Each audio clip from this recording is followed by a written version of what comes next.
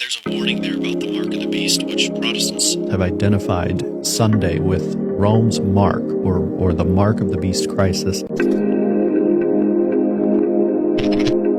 In Revelation 14, we know that there's a lot of paganism in Babylon, but where is this going in prophetic time? There's a warning there about the mark of the beast, which Protestants, all the way back since Thomas Tillam, Peter Chamberlain, John Lavington, many other individuals have identified Sunday with Rome's mark, or the mark of the beast crisis. Interesting to me, seeing the parallels between 1888 and what we're going through now. One of the things that some individuals have commented on is that in that time period, when our church faced, if you will, Cestius, now we're here with maybe Titus, but two non-consecutive presidential terms with Grover Cleveland. Now we have a president, the second one in American history, with two non-consecutive presidential terms.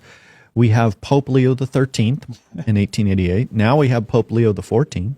We have the Blair Sunday Act, and it depends on how things go in the future. But to me, Project 2025 and some of the pushes there look very similar. Very similar. It's interesting, too, that at that time period, there was a heavy influence of tariffs. The McKinley tariffs were taking place, and massive amounts of tariffs, and now that's being brought back. Immigration as well. Yeah, the immigration crisis. That was another thing that was big. You had the National Reform Association, the NRA. Now we've got the New Apostolic Reformation, or the NAR.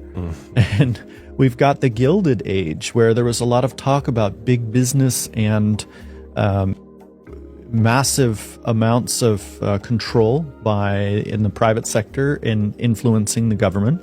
And now we've got discussions about the Gilded Age in our time period, with now a gilded presidential ballroom being built.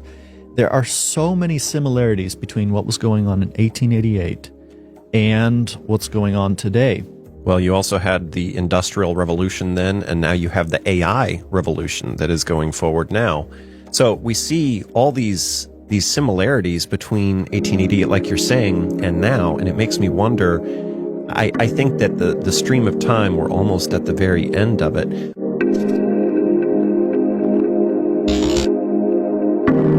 It's just so amazing. And then, as you say, Sunday, the authority of Sunday rests solely upon Catholic principles.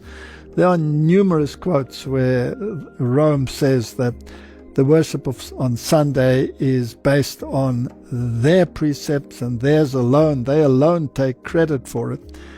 And if therefore someone calls for worship on Sunday, it's actually a call to accept papal authority in terms of the moral essence of your life. Well, I prefer to accept the moral essence of this book, where God tells us what the moral essence is, and He says that we should remember the Sabbath day and not forget it. So it is a question of two authorities in juxtaposition. It's the question of the mark of God versus the mark of the beast. And it's a question of authority.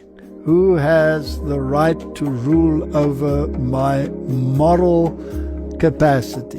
Is it the papacy, or is it God through His Word?